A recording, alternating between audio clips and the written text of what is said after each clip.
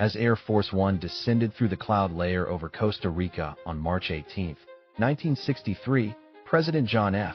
Kennedy was immediately struck by the sky's unsettling hue. Gone was the anticipated soft, tropical blue.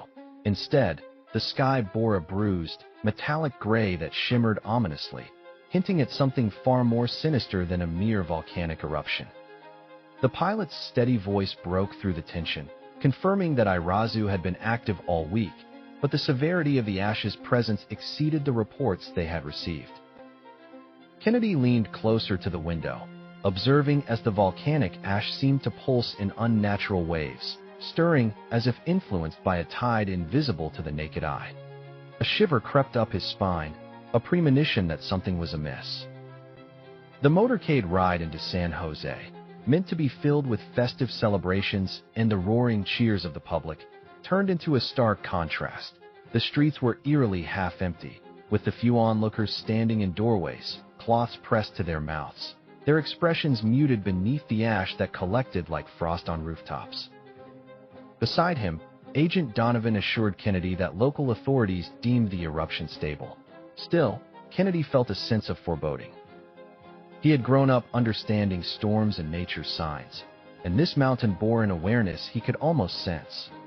Upon arrival at the National Theater, the atmosphere thickened as Kennedy stepped into the gritty air, ash sticking to his suit like fine powder. That's when he spotted the young agent, standing apart yet unnoticed, suggesting both caution and intrigue. Agent Cole's approach was direct and purposeful, his voice a near whisper as he requested 5 minutes of the president's time. Something about him felt different. His demeanor, in stark contrast to his polished appearance, hinted at seriousness beyond the ordinary. As the summit began, Kennedy's focus wandered from the proceedings to the ominous ashfall outside, which darkened the daylight. A sudden tremor interrupted the event, jolting the attendees and inducing a wave of superstition among them.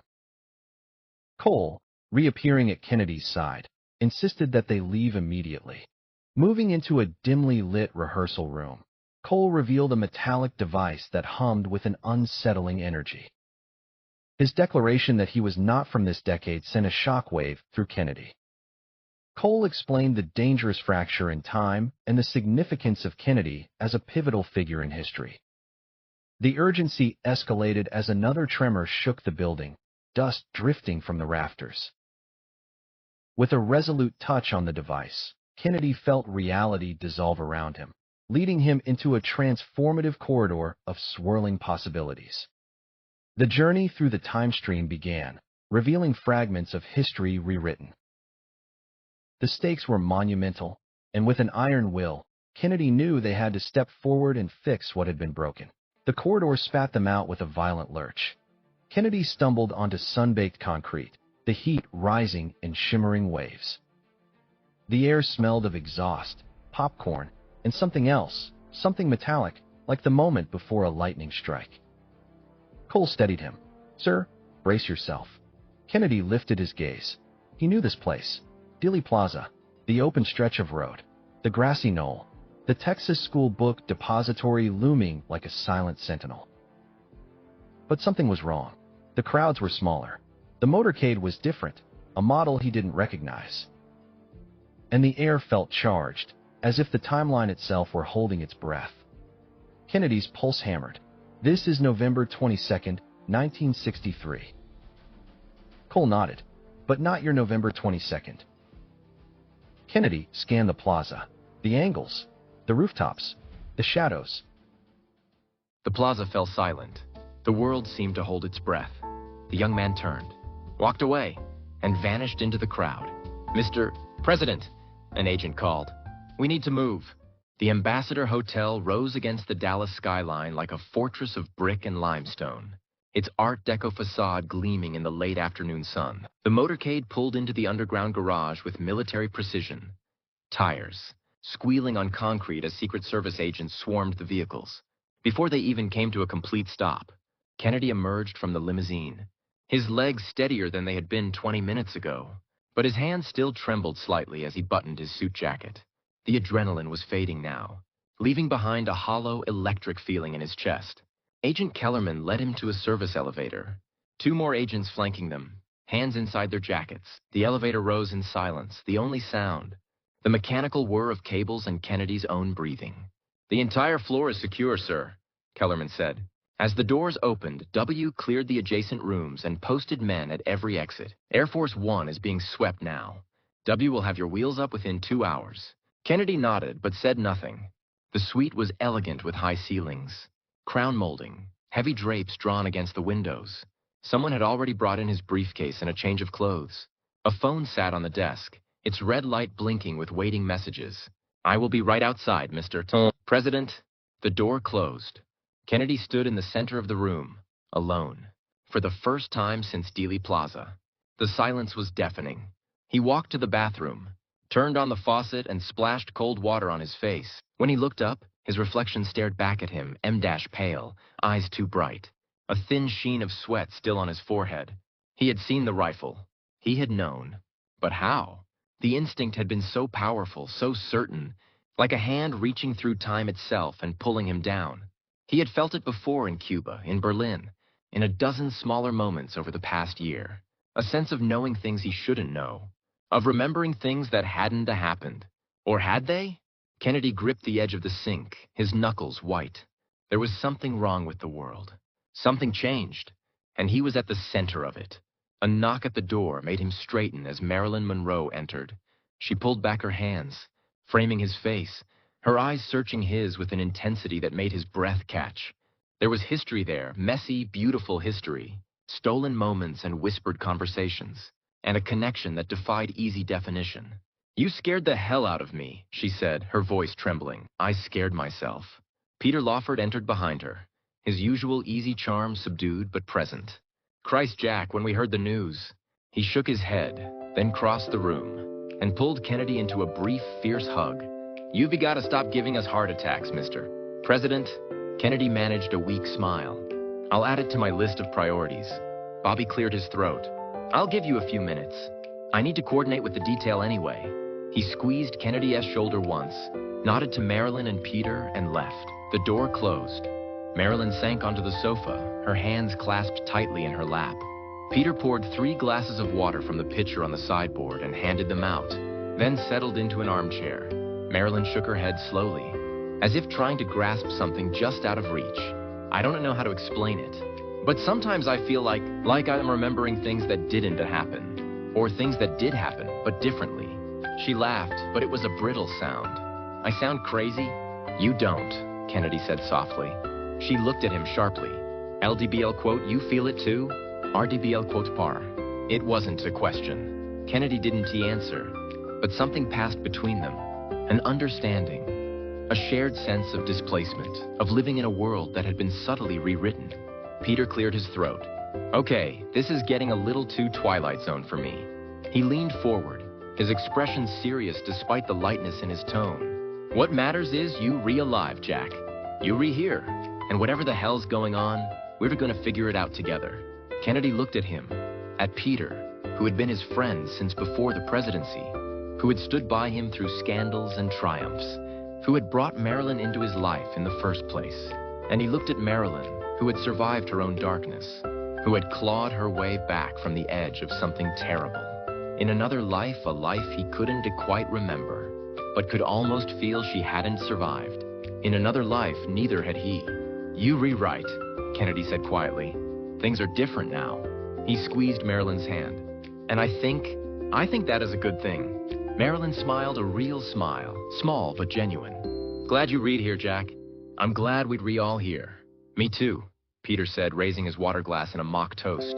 "To second chances." Kennedy lifted his own glass. "To second chances." They drank, and for a moment the weight of the day lifted. For a moment it was just 3 people who had been given something.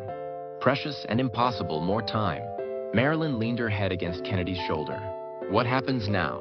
Kennedy stared at the drawn curtains, at the filtered light, seeping through the edges. Outside, Dallas was still reeling from what had almost happened. The news was already spreading about the assassination attempt. "President survives, investigation underway."